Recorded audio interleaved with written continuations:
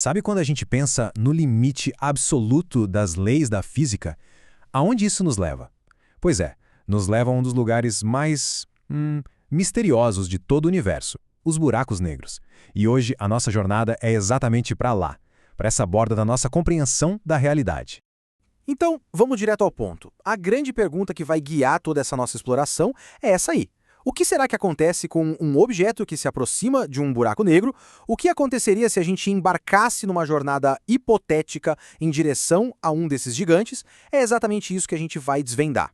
Bom, para começar essa viagem, a gente precisa primeiro entender o nosso destino. Afinal de contas, o que é exatamente um buraco negro? Olha, a definição é uau! Ao mesmo tempo simples e superpoderosa. Pensa numa região do espaço-tempo onde a gravidade é tão, mas tão forte que simplesmente nada consegue escapar. E quando eu digo nada, é nada mesmo, nem a luz. É como uma prisão cósmica, sabe? Uma rua sem saída. Uma vez lá dentro, já era. Não tem mais volta. Ok, então a gente já sabe o que ele é. Mas de onde ele vem? Como é que uma coisa tão extrema assim chega a existir? Pois é, a formação de um buraco negro é, sem brincadeira, um dos eventos mais violentos que existem no universo. Tudo começa com uma estrela gigante, muito maior que o nosso Sol. Aí, no final da vida dela, quando o combustível acaba, ela não consegue mais se sustentar. O próprio peso da estrela a esmaga. O núcleo dela simplesmente desaba e, nesse momento, a gravidade vence a batalha contra todas as outras forças. Ela assume o controle total. E o resultado disso tudo? É isso aí, uma concentração de massa simplesmente extrema. Imagina uma quantidade absurda de matéria sendo espremida num espaço minúsculo. Essa densidade tão, mas tão extrema que gera uma gravidade que a gente mal consegue imaginar. Uma gravidade que literalmente deforma o tecido do espaço-tempo ao redor. Beleza, já entendemos a origem então. Agora, vamos nos aproximar. Chega mais perto. O que será que a gente veria ao chegar pertinho dessa fronteira final, mas ainda do lado de fora? Olha só que interessante. A primeira coisa que se nota nem é o buraco negro em si, porque, ele é invisível. O que chama a atenção é o que está em volta dele. Matéria, tipo gás, poeira, tudo isso é puxado por uma órbita totalmente frenética que forma o que a gente chama de disco de acréscimo. E o atrito ali é tão violento que aquece esse disco a milhões de graus, fazendo ele brilhar de um jeito inacreditável. É tipo um farol cósmico gigante que acaba denunciando a escuridão que ele está cercando. Então, a gente continua se aproximando, passando por esse disco de acréscimo tudo, e aí a gente chega numa fronteira. É uma fronteira que é invisível, mas é absoluta. É o verdadeiro ponto de onde não há mais retorno. Essa fronteira tem nome, claro. É o horizonte de eventos. E veja bem, não é uma superfície física, algo que dê para tocar. É um limite no próprio espaço-tempo. Se você está do lado de fora, a fuga ainda é possível. Mas se der um passo para dentro, aí todos os caminhos levam para um único lugar, o centro. Certo? E o que acontece quando esse ponto sem retorno é finalmente cruzado? Bom, é a partir daqui que a gente entra de cabeça no reino da física mais extrema que existe. A pergunta então se torna inevitável. Qual é o destino de qualquer coisa que se atreva a cruzar essa fronteira? A resposta dá para resumir em 2 palavras, e elas são bem impactantes.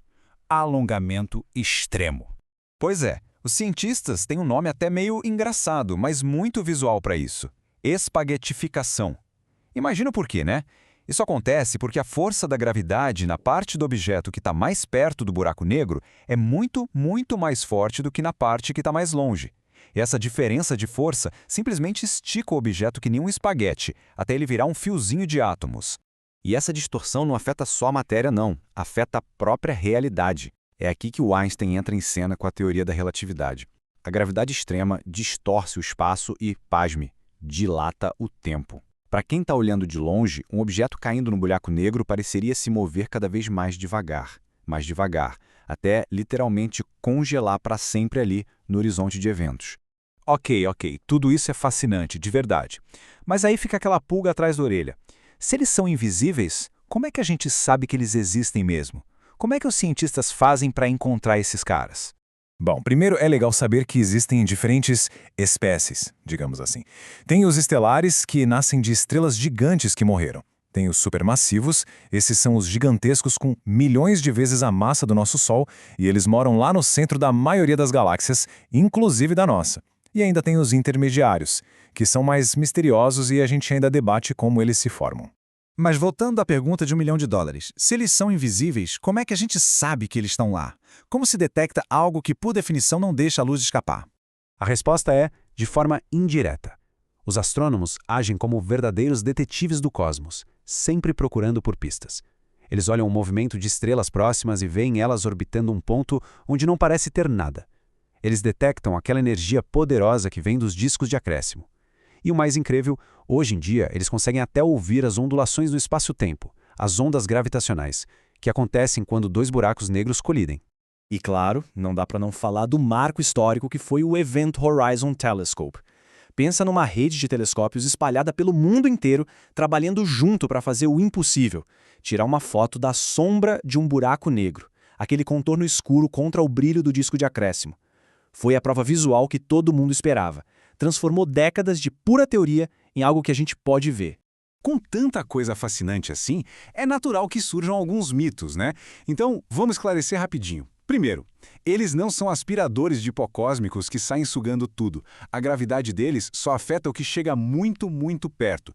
Prova disso é que se o nosso Sol virasse um buraco negro com a mesma massa, a Terra continuaria na sua órbita tranquilinha. E segundo, a ideia de que são portais para outras dimensões, por mais legal que seja nos filmes, ainda está no campo da ficção científica. Não existe nenhuma evidência disso. Então, vamos amarrando as pontas aqui. No fundo, quando a gente estuda esses objetos, a gente não está só olhando para o espaço. A gente está encarando de frente os limites da nossa própria física.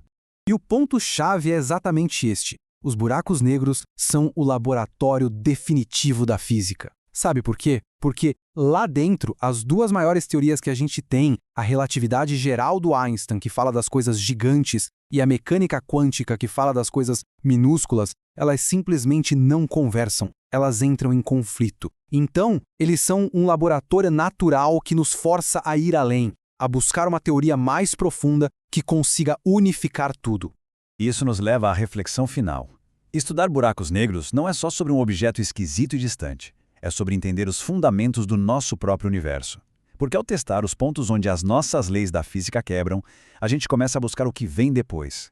Então fica a pergunta: se os buracos negros são esse ponto de ruptura, que nova realidade eles podem, um dia, nos revelar? Essa é, quem sabe, a grande próxima fronteira da ciência.